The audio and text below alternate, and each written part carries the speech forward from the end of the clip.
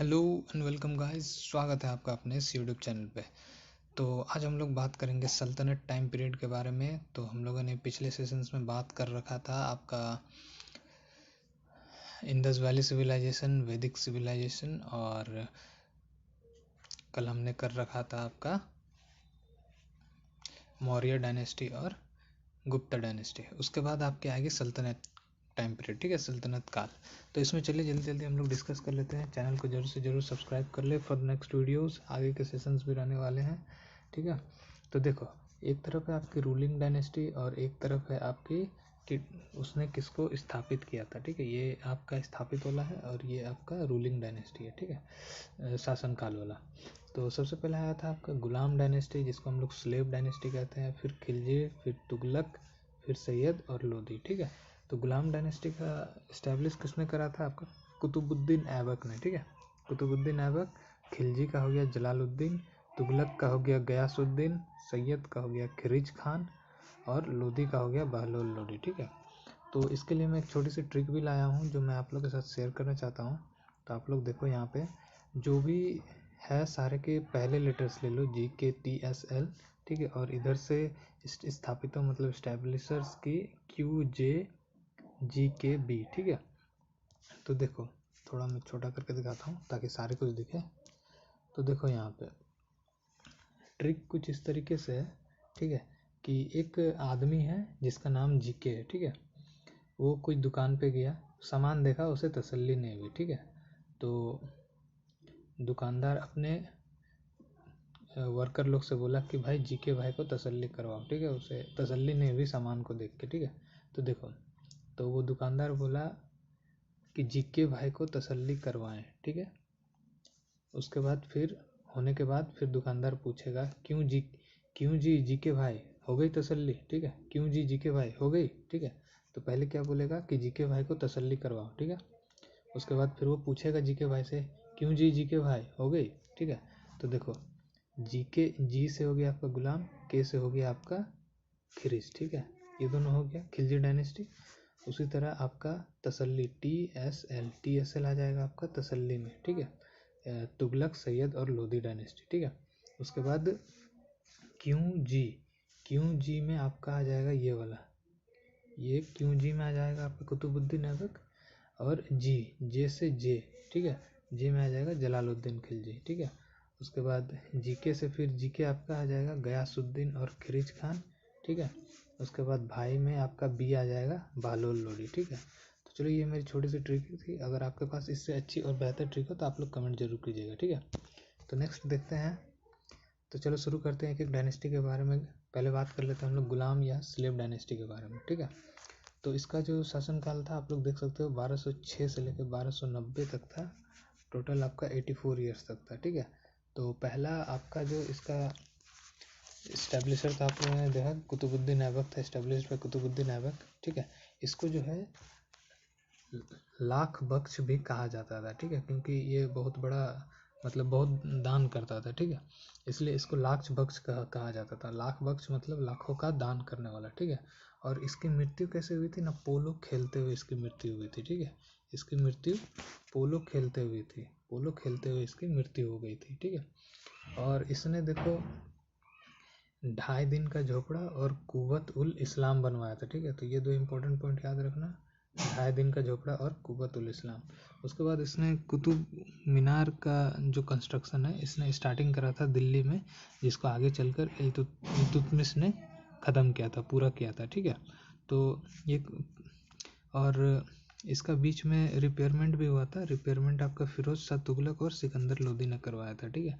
ये important points याद रखना। अब अगर आपसे पूछ दे कि कुतुब मीनार किसके लिए बनवाया जा रहा था, तो कुतुब मीनार इस भाई साहब के लिए बनाया जा रहा था। देखो, कुतुबुद्दीन बख्तियार खाकी के लिए, ठीक है, बख्तियार खाकी के लिए बनाया जा रहा था कुतुब मीनार, ठीक है। तो आगे देखो, और इसे पूरा किया था इल्तुतमिश ने, ठीक है। तो इल्तुतमिश को जो है ना, इल्तुतमिश को आपका real founder of slave dynasty कहा जाता है। ऐसा इसलिए कहा जाता है क्योंकि इसके शासनकाल में विस्तार बहुत ज़्यादा हुआ था, ठीक है, एक्सपेंशन सबसे ज़्यादा हुआ था, इसलिए इल्तुतमिश को रियल फाउंडर कहा जाता है, ठीक है। और इसने जो है आपका कैपिटल जो है वो आपका लाहौर से दिल्ली शिफ्ट कर दिया था सल्तनत डायनेस्टी के, ठीक है। सल्तनत डायनेस्टी ये कैपिटल को लाहौर से दिल्ली ले आए थे, ठीक है। अब देखो किसने लाया था, इल्तुतमिश ने, ठीक है। अब देखो इसके शासनकाल के दौरान एक युद्ध भी हुआ था, बैटल ऑफ तराइन का, ठीक है, जैसे कि आप लोग बहुत कुछ जानते होंगे।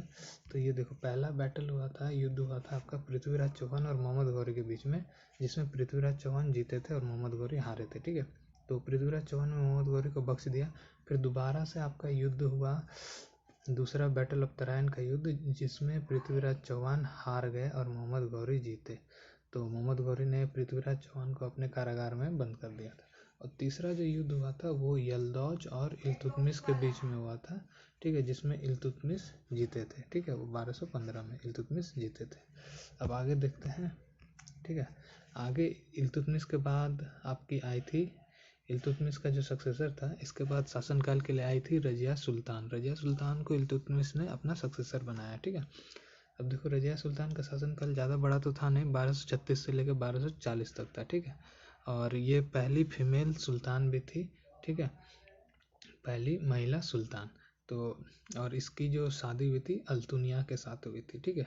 अब इसी तरह से आगे शासनकाल बढ़ते जाता है, तो एक आदमी आते हैं, ठीक है, बलबन करके, जिसका कि बहुत इम्पोर्टेंट रोल है आगे चल के, ठीक है। तो इसका देख लेते हैं।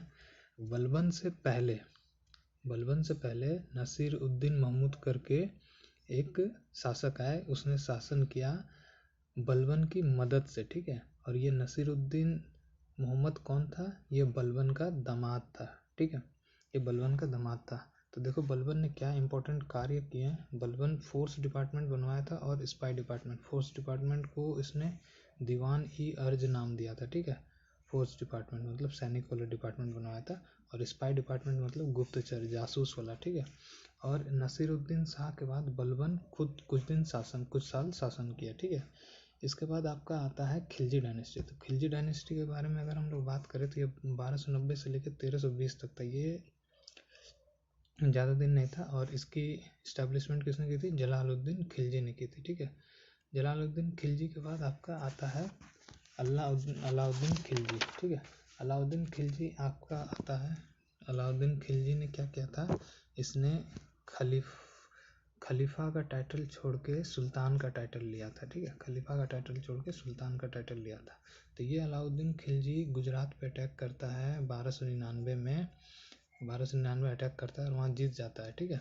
वहाँ से एक उसने ट्रांसजेंडर को खरीदता है, वहाँ पे एक ट्रांसजेंडर को खरीदता है जिसका नाम था मलिक गफूर, ठीक है, जिसका नाम मलिक गफूर था, और जिसको आगे चल के अलाउद्दीन खिलजी अपना सेनापति बना लेता है, ठीक है, सेनापति बना लेता है। और इम्पोर्टेंट पॉइंट आते हैं यहाँ पे एक कि इसके टाइम पे जो है ना मंगोलियन अटैक्स हुआ करते थे, तो उससे बचने के लिए इसने फोर्ट ऑफ सीरी बनवाया, सीरी का किला, ठीक है। तो आगे कुछ इंपॉर्टेंट पॉइंट्स बात करते हैं तुगलक डायनेस्टी के बारे में। तुगलक डायनेस्टी का शासनकाल आप लोग देख सकते हो 1320 से लेकर 1414 तक था अकॉर्डिंग टू एनसीईआरटी, और ये सबसे लंबा था, ठीक है, इन सल्तनत शासनकाल में, ठीक है। तो इसकी इस्टेब्लिशमेंट किसने की थी, गयासुद्दीन तुगलक। और इसका जो सोर्स है, मतलब इसके बारे में पता कहाँ से चलता है तुगलक डायनेस्टी के बारे में, तो हमें अमीर खुसरो की तुगलकनामा से पता चलता है, ठीक है, अमीर खुसरो की तुगलकनामा। तो ये इंपॉर्टेंट पॉइंट आप लोग याद रखिएगा। फिर जो एक शासक आते हैं मोहम्मद बिन तुगलक। मोहम्मद बिन तुगलक का असली नाम जो है वो जौ खान था, ठीक है, जौ खान, ये भी याद रखिएगा। और इसने कैपिटल को दोबारा आपका ले गया था वहाँ पे दौलताबाद ले गया था, ठीक है, दिल्ली से दौलताबाद ले गया था। तो अब इम्पोर्टेंट पॉइंट्स आपका सैयद डायनेस्टी के बारे में बात करते हैं, ठीक है। शासनकाल आप लोग देख लो।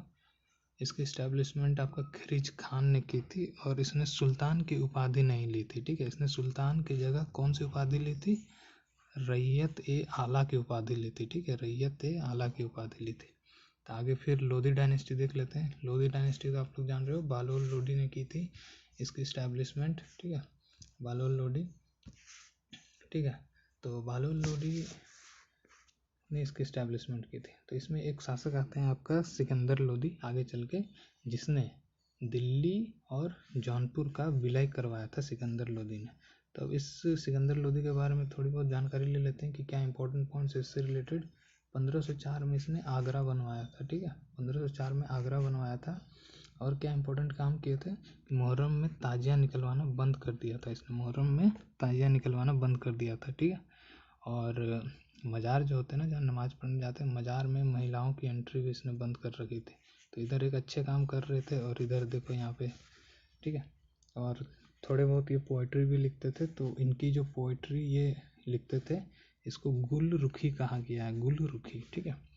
आगे चल के एक और आपको लोधी डायनेस्टी में शासक आते हैं, इब्राहिम लोधी, ठीक है। तो इब्राहिम लोधी भाई साहब की कहानी सुनो। ये क्या थे, ये बहुत ही स्ट्रिक्ट थे, ठीक है, ये बहुत ही स्ट्रिक्ट थे। अब स्ट्रिक्ट थे तो इसके चाचा परेशान, ठीक है, मनमौजी कर नहीं सकते थे, तो इसके चाचा जो थे दौलत खान लोधी, ये बाबर को इनवाइट करते हैं इंडिया आने के लिए कि आओ और उसको हराओ, ठीक है। तो इसी चक्कर में हो जाता है आपका फर्स्ट बैटल ऑफ पानीपत, ठीक है, जिसमें इब्राहिम लोधी और बाबर लड़ते हैं, जिसमें बाबर जीतता है। और यहीं से आपकी शुरुआत किसकी होती है, मुग़ल डायनेस्टी की शुरुआत आपकी यहीं से हो जाती है। तो आगे दोस्तों नेक्स्ट सेशन में हम लोग बात करेंगे मुग़ल डायनेस्टी में के बारे में, जो प्रोबेबली 2 सेशन में रहेगा, क्योंकि वीडियो काफ़ी लंबा हो जाएगा, मैं कोशिश करूँगा, ठीक है। तो आई होप गाइस आपको ये सेशन अच्छी लगी है। तो नेक्स्ट वीडियोस, ऐसे ही वीडियोस के लिए आप लोग चैनल को सब्सक्राइब जरूर कर लें। Till then take care and bye bye.